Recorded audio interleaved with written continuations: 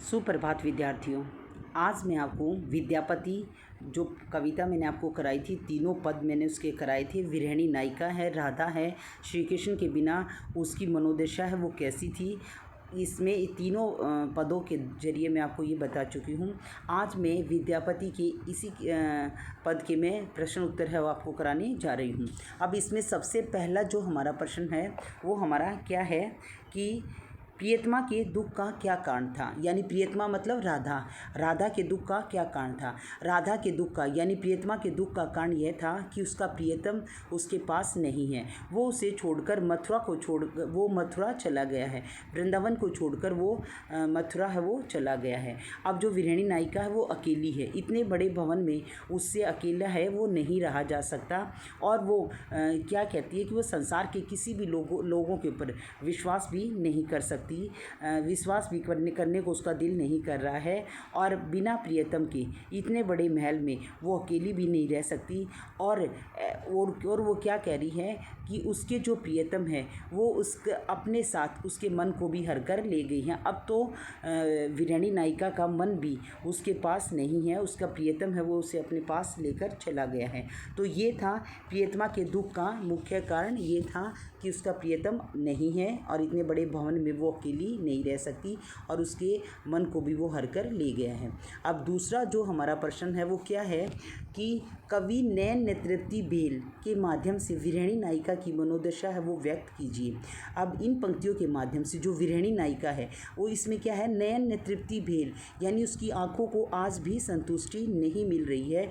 क्यों नहीं मिल रही है? क्योंकि युगों युगों से वो श्री कृष्ण को अपने प्रियतम को देख रही है, फिर भी उसकी आंखों को संतुष्टि नहीं मिल रही है। अर्थात वो अपने प्रियतम के साथ जन्म जन्मांतर का जो रिश्ता है वो है और नायक के रूप में वो अंतर्मन से उसे धारण कर चुकी है। तो इसीलिए उसके दर्शन करने से ही नायिका है वो संतुष्ट नहीं हो रही, बार बार देखने से भी उसे संतुष्टि नहीं मिल रही।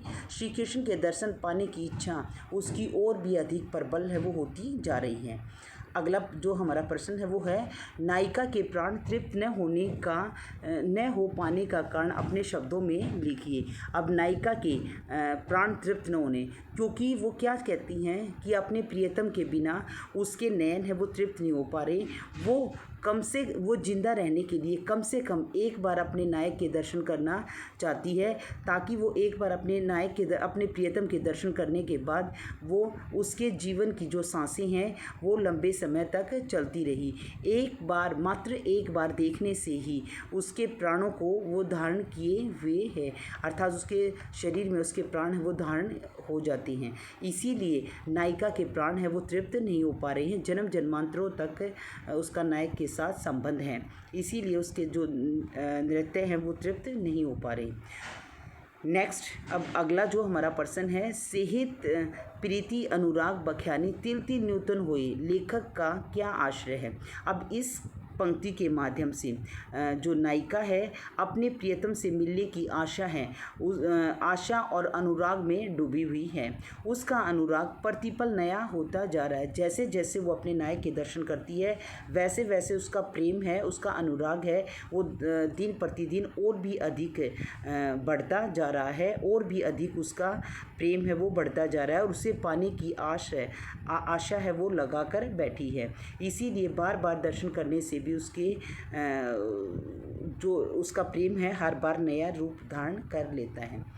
अब अगला प्रश्न है हमारा, कोयल और भंवरों के कलरव पर नायिका का क्या प्रभाव है। अब कोयल और भंवरों के कलरव पर नायिका का प्रभाव है कि उससे प्रकृति के सलोने रूप से भी अब वो मोह या प्यार नहीं रहा। क्योंकि जब उसका नायक ही उसके पास नहीं है तो प्रकृति के ये सलोने रूप हैं, उपवन से भरे हुए फूल हैं, या कोयल का गुंजान करना, कोयल का मधुर ध्वनि में बोलना, या भौरों का गुंजान करना, ये सब उसे अच्छा नहीं लग रहा है। इन सब की ध्वनि है वो उसे पसंद नहीं है। क्योंकि उसके नायक उसके पास नहीं है।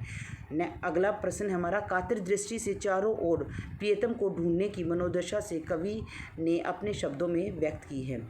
अब कातर दृष्टि यानी वो कातर दृष्टि से चारों तरफ अपने पति को ढूंढ रही है, फिर भी उसके पति के दर्शन उसे नहीं हो पा रहे, जिसके